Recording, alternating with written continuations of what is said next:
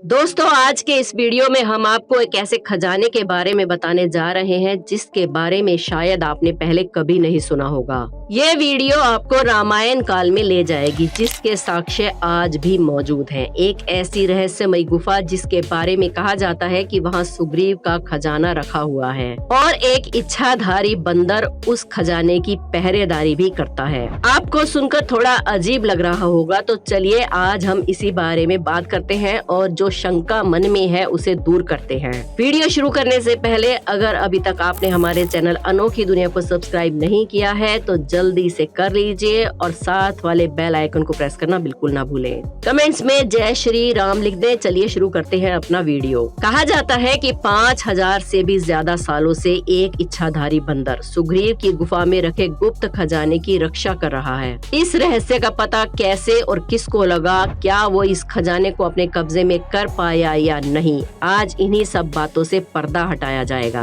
बस आप वीडियो के अंत तक यूं ही हमारे साथ बने रहिए। माना जाता है कि रामायण में जिस ऋषिमुख्य पर्वत का उल्लेख मिलता है वो आज की तारीख में कर्नाटक राज्य के हम्पी में है। वहीं पर वानर राज सुग्रीव और बाली की राजधानी किष्किंधा नगरी बसी हुई थी, जहां स्थित ऋषिमुखी पर्वत पर आज भी वो गुफा मौजूद है जहां वानरराज सुग्रीव अपने मंत्रियों सहित रहा करते थे और हनुमान जी जो राम और लक्ष्मण जी को सुग्रीव के साथ भेंट कराने लाए थे, वो भेंट भी इसी गुफा में हुई थी। यही वो गुफा है जहां सुग्रीव ने माता सीता को खोज निकालने की शपथ ली थी। इस गुफा का अपना एक अलग पौराणिक महत्व है। इस गुफा के और भी कई रहस्य है। कहा जाता है कि पिछले 5000 साल से भी ज्यादा सालों से आज भी एक इच्छाधारी बंदर इस गुफा में मौजूद है और खजाने की रखवाली करता है। ऐसी बहुत सी घटना वहाँ होती रहती हैं, जिससे ये साबित होता है कि सुग्रीव की गुफा के अंदर अनंत संपदा से भरा हुआ खजाना छिपा हुआ है, जिसकी रखवाली 5000 साल से एक इच्छाधारी बंदर कर रहा है। यहाँ के स्थानीय लोगों का कहना है कि अक्सर इस बंदर को गुफा के अंदर देखा जाता है। सुग्रीव की गुफा को देखने के लिए लोग दूर दूर से आते हैं और ये बहुत ही पवित्र जगह मानी जाती है, क्योंकि यहाँ साक्षात भगवान श्री राम के चरण पड़े थे। इस गुफा में भगवान श्री राम और राम भक्त हनुमान दोनों का आशीर्वाद लेने लोग दूर दूर से आते हैं। वैसे भी जहाँ राम जी के चरण पड़े हों वो जगह किसी खजाने से कम नहीं है। हिंदू धर्म मानने वाले लोगों के बीच ये जगह बहुत ही पवित्र मानी जाती है। ऐसा कहा जाता है कि यहाँ आने वाले भक्तों को भगवान श्री राम कभी खाली हाथ वापस नहीं जाने देते। यहाँ आने वाले भक्तों की सारी मुरादें पूरी होती हैं। लेकिन ऐसा क्या हुआ कि 20 साल पहले इस गुफा को सरकार को बंद करना पड़ा।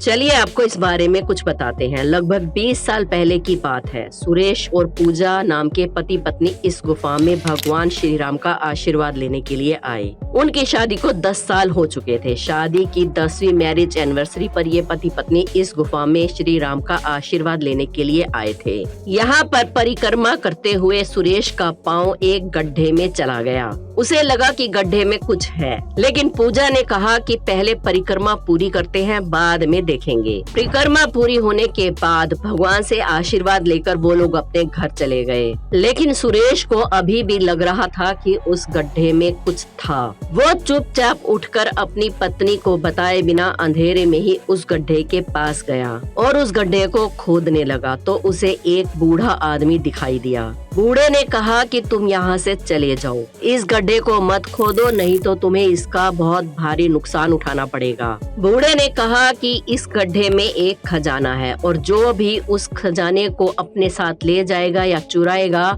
उस पर संकटों का पहाड़ टूट पड़ेगा, क्योंकि ये एक शापित खजाना है। उसका जीवन नर्क से भी बदतर हो जाएगा। लेकिन सुरेश ने उसकी एक ना सुनी। बूढ़े ने उसे बहुत समझाया, लेकिन वो कहते हैं ना दोस्तों की लालच बुरी बला है। लालच में फंसकर सुरेश ने गुफा के दूसरी ओर जाकर खुदाई करना शुरू कर दिया। थोड़ी देर खुदाई करने के बाद उसे वहाँ एक हीरा मिला। सुरेश की पत्नी पूजा को जब इस बारे में पता चला तो उसने उसे कहा कि इस हीरे को वहीं वापस रखाए। लेकिन सुरेश के समझाने पर पूजा को भी लालच आ गया और वो हीरे को रखने के लिए राजी हो गई। कर्नाटक राज्य के हम्पी क्षेत्र के लोग इस गुफा के साथ बहुत ही ज्यादा गहरा लगाव रखते थे। उन्होंने एक निश्चित स्थान पर खुदाई देखी तो उन्होंने तुरंत जानकारी पुलिस को दी और अपराधी को पकड़ने की मांग की। इस घटना के अगले 2 महीने तक पुलिस अपराधी को नहीं पकड़ पाई, लेकिन 2 महीने के बाद पूजा और सुरेश खुद पुलिस स्टेशन पहुंचे और हीरे को वहां जमा करा दिया।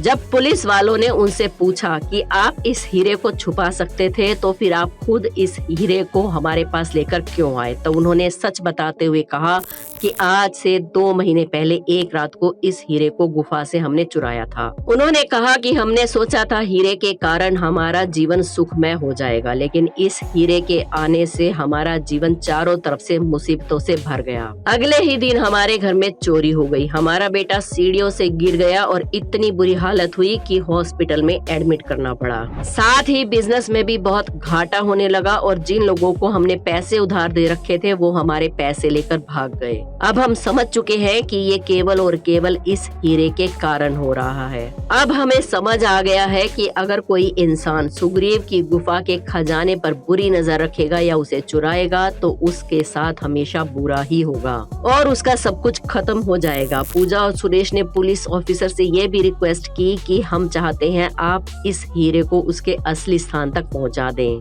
इसके बाद सन 1990 में सरकार के द्वारा इस हीरे को पुनः अपने स्थान पर रखा गया और उस समय पर वो इच्छाधारी बंदर वहीं पर मौजूद था। लोगों का कहना है कि उस रात जो बूढ़ा आदमी सुरेश को मिला था वही इच्छाधारी बंदर था। सुरेश और पूजा ने मन ही मन उस इच्छाधारी बंदर से भी माफी मांगी और भविष्य में कभी लालच ना करने का प्रण लिया। इसके बाद कर्नाटक सरकार ने उस गुफा को बंद करने के आदेश दिए और सरकार के आदेश के बाद उस गुफा को बंद कर दिया गया। सुरेश और पूजा को तो अपनी गलती की सजा मिल गई, लेकिन उन्हें पश्चाताप करने का भी एक मौका मिला। लेकिन ऐसी कोई गारंटी नहीं है कि हर बार हर किसी को पश्चाताप का मौका मिले, इसलिए हमें लालच कभी नहीं करना चाहिए और लालच से दूर रहना चाहिए।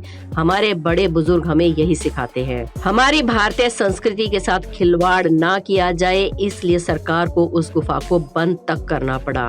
ये गुफा हमारे देश की धरोहर है जिसे हम सभी को बचाना है। दोस्तों, कैसा लगा हमारा आज का वीडियो हमें कमेंट्स करके जरूर बताएं। हमें आपके कमेंट्स का इंतजार रहता है और आपके कमेंट से ही हमें अगला वीडियो बनाने के लिए मोटिवेशन मिलता है। वीडियो पसंद आई हो तो एक लाइक जरूर करें और अगर आप हमारे चैनल पर नए हैं तो हमारे चैनल अनोखी दुनिया को सब्सक्राइब करके बेल आइकन को जरूर प्रेस कर लें। कमेंट्स में जय श्री राम जरूर लिखें। मिलते हैं कल फिर एक और नई वीडियो में एक और नए टॉपिक के साथ। जय श्री राम।